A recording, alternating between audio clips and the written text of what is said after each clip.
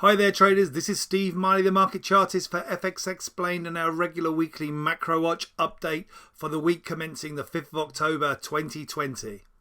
Stocks trying to rebound despite Trump's positive COVID-19 test. While the big geopolitical news in here over the past week was Trump testing positive, with the news announced Thursday through Friday in here for positive for COVID-19, and as a precautionary measure was hospitalised over the weekend. We're going to look in more detail going forward that the market briefly went into a risk-off mode on this news as it broke, but quickly shifted on Friday back towards more the risk-on theme throughout the end of the week through Friday's session. And the market had been pretty much in risk-on theme for much of last week as we went through late September into early October. Anyway, this risk-on theme with equity markets rallying, which we'll look to shortly. Although this could now throw the US presidential election into some turmoil, markets appear to have viewed the news as possibly easing the threat of a more difficult transition of power if Biden wins the November vote. Turning to Europe, although COVID-19 cases continue to grow at a higher rate across Europe and the UK, many countries have just started to experience some plateauing in this data. And the renewal of lockdown measures throughout Europe and UK in here have seemed to be working to some extent. This is added into the risk-on price action that has been seen throughout late September and into early November.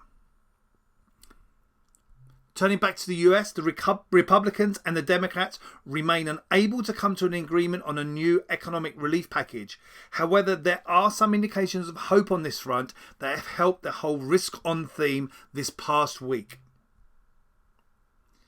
The EU and the UK continue their Brexit negotiations, with some possible improvements being highlighted in here from the EU-UK trade talks. And on Friday, we had the NFP data in here, the US employment report, missing expectations but having little market impact. So let's take a look at the other global financial market developments that we've seen throughout the week ending 2nd of October. While the equity markets were rebounding, you see that slight dip and rebound back on Friday, but overall a positive week late September, October, trying to reject the more negative theme that we saw throughout much of September. And then on the FX side, in the Forex space, we've seen the risk currencies doing slightly better. The Australian and New Zealand dollars particularly, and also to some extent the Canadian dollar, trying to rally against the US dollar with a more positive tone, as the US dollar generally now starts to again weaken as we've moved back into a risk-on theme. The pound has done particularly well in here, rebounding against the dollar. So in here, cable, pound, dollar, seeing both pound strength on hopes regarding the UK-EU trade talks alongside dollar weakness. But the pound also rebounding against the euro in here. Euro sterling lower. That's the pound rebounding over the past week in here against the European currency. Again, highlighting hopes for a more positive outcome to the UK-EU trade talks. And finally, going to turn our attention here now to the euro versus dollar on the FX side. We did get that head and shoulders pattern that we highlighted last week in here, but the market trying to neutralize that head and shoulders pattern, up pushing with this recovery effort at the neckline on that head and shoulders. Let's have a quick negotiate our way around the commodity markets in here now. Oil more negative, rolling lower. Copper more indecisive, having set back from that multi-month peak. And gold in here also indecisive, selling off throughout latter September but rebounding last week as the dollar weakened again.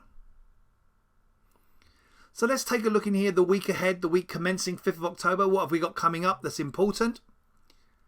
Well, first of all, we have Monday to Wednesday, the continuation of the Chinese holidays in here. And also Monday, we see markets closed in Australia. On the central bank side, what do we get? Well, we have the Reserve Bank of Australia. They are set to meet on Tuesday for their interest rate decision and rate statement. We also get Jerome Powell, the Fed chairman, speaking also Tuesday. And then Wednesday, we get the release of the Federal Open Market Committee, the FOMC meeting minutes Wednesday. On the data side, the global market and the US ISM services PMI data are released on Monday, and they're the big pieces of data we're really looking at this week. So let's take a look at the data calendar in a little bit more detail. That Chinese holiday Monday, also Tuesday, Wednesday. Global market services and US ISM services PMI also on Monday, and remember that Australian holiday. We have the RBA meeting minutes and interest rate decision and rate statement on Tuesday. Fed Chairman Jerome Powell speaks Wednesday. Another holiday in China on Wednesday, and then German industrial production and those FOMC meeting minutes come Wednesday. The regular weekly US jobless claims on Thursday, and then Friday we end the week with UK GDP, manufacturing and industrial production, and then Canadian employment report. I'm going to wish you all a great trading week. Please do stay safe out there and join us again for the next regular weekly Macro Watch. So traders, don't forget to catch us on the next FX Explained Macro Watch and all the great content on fxexplained.co.uk.